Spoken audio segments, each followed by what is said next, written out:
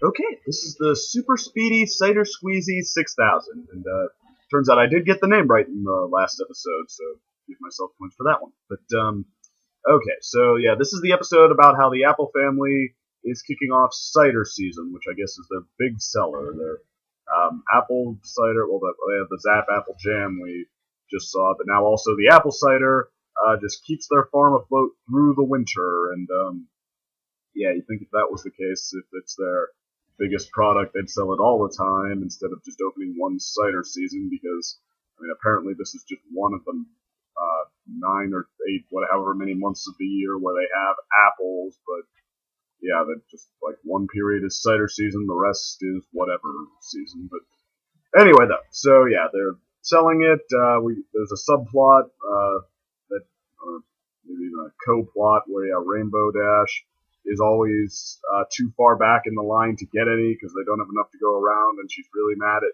Pinkie Pie always getting there first and buying more than her share. So yeah, but anyway though, but Rainbow's not the only one who has this problem. Like, a lot of the ponies in the town are mad that the cider, I guess, always runs out before a lot of them get to drink any. And I mean, they don't really talk about like solutions of one glass per customer, or if you didn't get any, you get a ticket to the front of the line the next day.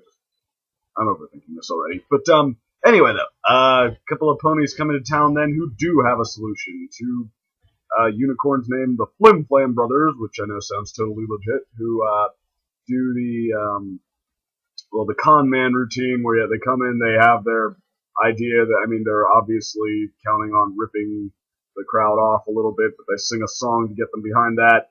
And I believe the Music Man was the show that started that, because I mean, that's what you've seen, The Simpsons monorail, that kind of thing. That's what most of them seem to be channeling, and that seems to more or less be the idea here too, that Harold Hill, essentially. But okay, so but yeah, they have this new machine though. That's their big sell. They have this machine that they can power with their magic that can just suck apples right off the trees and make barrels full of apple cider in an instant.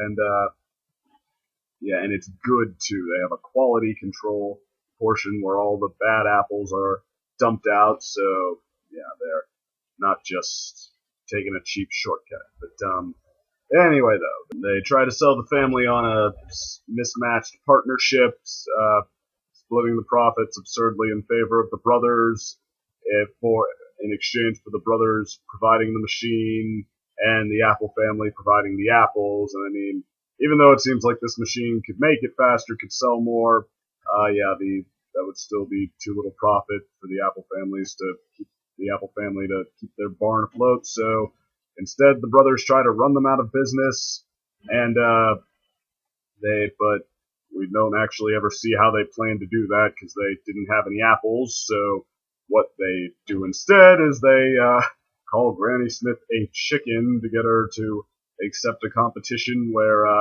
whoever can make the most cider in an hour wins. And I mean, it gets wins and gets to be the sole cider providers in Ponyville. So I mean, yeah, the family is betting their farm against nothing. But okay, so basically, and also, well, more on what's wrong with this in a minute. But yeah, the brothers, of course, are in the lead as the contest takes off. The Apple family, we see how they each have a job though. The Apple Bloom or Applejack plucks apples, Apple Bloom catches, Granny Smith sorts the good ones from the bad ones, and Big Mac grinds them down into apple cider. And you think if that's it, that's just apple juice. But again, I'm overthinking this. So okay, but yeah, the brothers are in the lead. Twilight asks if honorary friends can help as a last-ditch attempt to help them out, and the brothers accept because they don't think they can lose. And Applejack, who has to approve it too, also accepts. So I guess that's a moment of character growth for her, because we saw she didn't want to accept her friend's help before. But anyway, though, the gang takes the lead. The brothers, they get desperate. They turn it on double power, so the machine is sucking up whole trees. And then when, obviously, you can't make apple cider out of a tree, so they just turn off the quality control and make cider out of whatever goes in. And I know they didn't technically establish any rules for this contest, but I'm pretty sure that'd be a disqualification if your apple cider isn't made from apples. But, what do I know? So, anyway, the brothers win the contest because the gang, in turn, refuses to cheat, even though Rainbow Dash suggests it. But, so yeah, they have to concede. Applejack tries to concede with Grace. She's fighting back tears and tells everyone to just purchase the cider from the brothers. It's okay. But the town, when they start drinking what the brothers have made from this contest, yeah, they don't want a cup of wood porridge, so they refuse to buy. And yeah, faced with having to turn the machine back on and just make real apple cider, the brothers instead panic and leave town. So the Apple family gets to keep their business, and all is well. So basically, this is a fun episode, but I mean, you do get a lot of fun bits, I guess. The song, of course, when the brothers first come in, it's channeling, I guess, Right Here in River City from the Music Man, and now that's Opportunity in this very community. But yeah, it's not like where they remix Into the Woods and The Best Night Ever or anything like that. This is its own song. It's just, you can tell that's the inspiration. And okay, that was a lot of fun. The bit where Rainbow Dash gets up before the sun's up and drags Fluttershy out of bed, and Fluttershy seems to forget that she's a pony and not a little girl being caught in her nightgown or something like that. That was fun. And then, of course, the big race, the contest, because I mean, this is a full-blooded conflict. I mean, it's not just like a little slice of life dilemma. They do make a conflict out of this one, and I mean, they keep you invested, I guess. But that said, it's rushed. It's like really rushed. I mean, to the point where I think by the end, we're not even really sure what we're supposed to be standing behind, other than we don't want the brothers to win. I mean, what is it we're supposed to be learning here? What is the issue? Is it because, I mean, everybody is going in random directions here, and the episode, it wants the moral to be, quality control. Do something the right way. Don't just rush it and cut corners. But I mean, that, like, what we see does not support that. That is really not. I mean, that's why the brothers lose. They cut quality control and they self-destruct entirely. But I mean, was not really the problem leading up to it. I mean, well, if the Apple family had cut corners, I guess they could have made cider faster. So I mean, that's at the beginning, it's at the end, but the problems leading to the point in the middle have absolutely nothing to do with that. So I mean, it's like just racing through points that it doesn't bother to connect.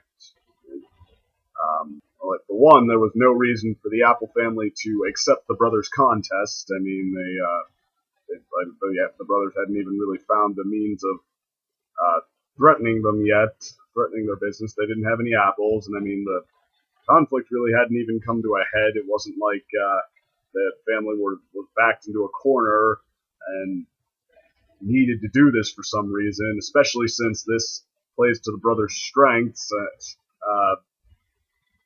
We established that the machine was faster than the family could do it as is, and the family, they were saying something about quality control. Like, you could tell they kind of wanted that to be the moral, but Granny Smith admitted that the brothers' apple cider was fine. I mean, yeah, we don't know what if that was really something the Apple family had in their favor or not. They kind of forgo that point. They rushed the whole thing to a competition by having Apple Bloom, who a minute ago actually wanted to team up with the brothers, wanted to accept their deal.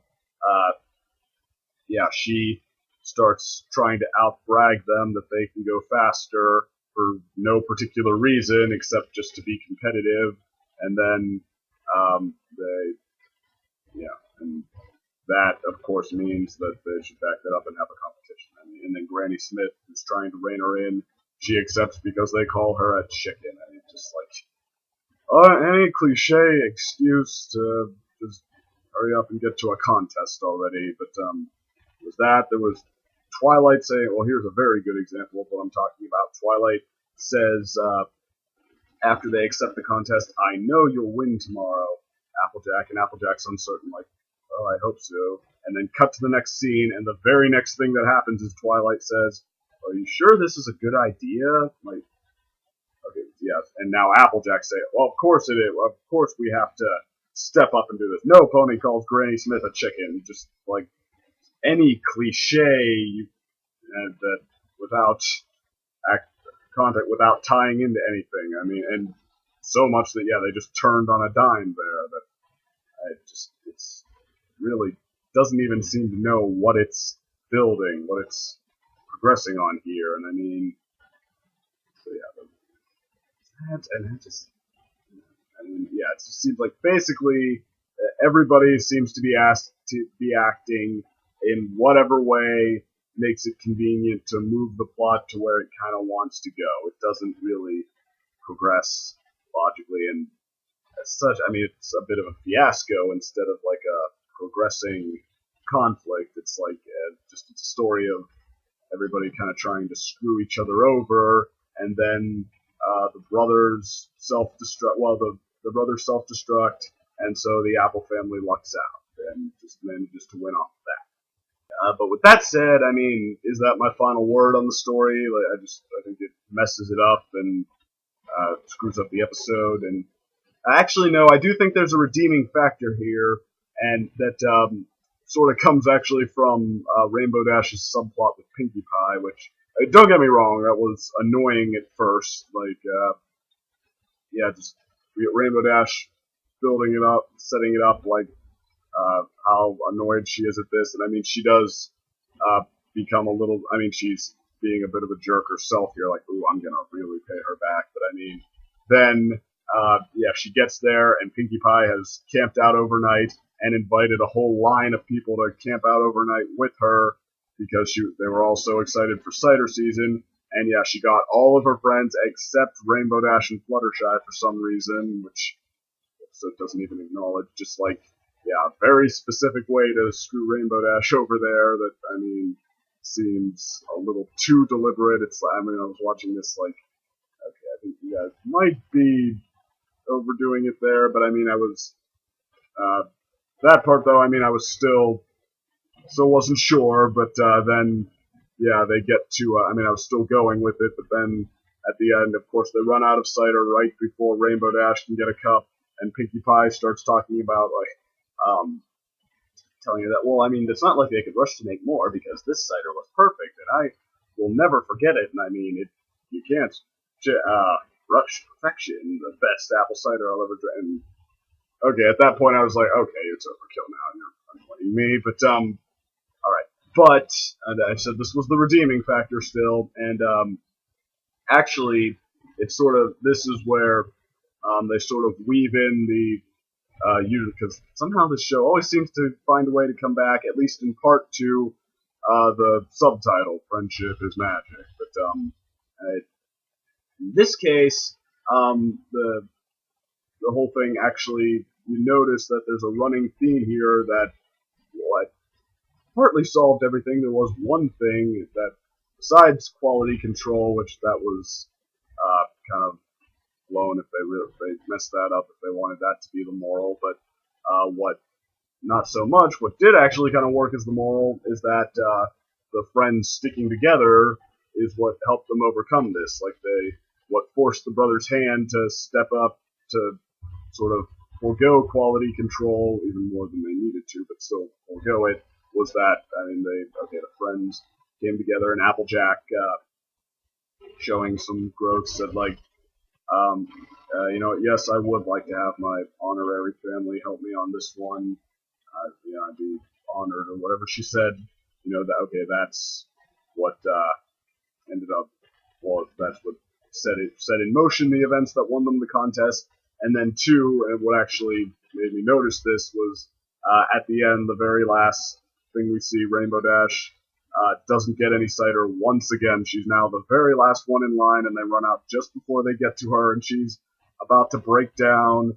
And then, but then Pinkie Pie notices and gives her glass of cider to Rainbow Dash. And actually, then it regenerates in the next shot. But even so, that's, I guess, where they ultimately push that moral, or they sort of bring it in for a landing that, yeah, like, okay, if Rainbow Dash had not been trying to screw Pinkie over in return, just trying to pay her back, if she'd instead maybe asked her to save her some cider, Pinkie Pie, because she's her friend, probably would have been happy to have her back on that one. So, I mean, that, yeah, it's one thing that is kind of running through this episode, that, yeah, sticking together, the good friends save the day. So, okay, so there is something to latch onto there and something to appreciate, sort of anchoring this conflict between the family and the brothers. But I mean, even so, the way they rush it, like I said, it's distracting. So, this episode, I guess, yeah, just another decent one, perfectly fine. Even things to appreciate for its own sake. So yeah, it's nothing really subpar about it. It's a good one, but yeah, but just that. So, okay, so I guess that's really all I have to say about that. But the next one is Read It and Weep. So we'll see what there is to say about that. But anyway,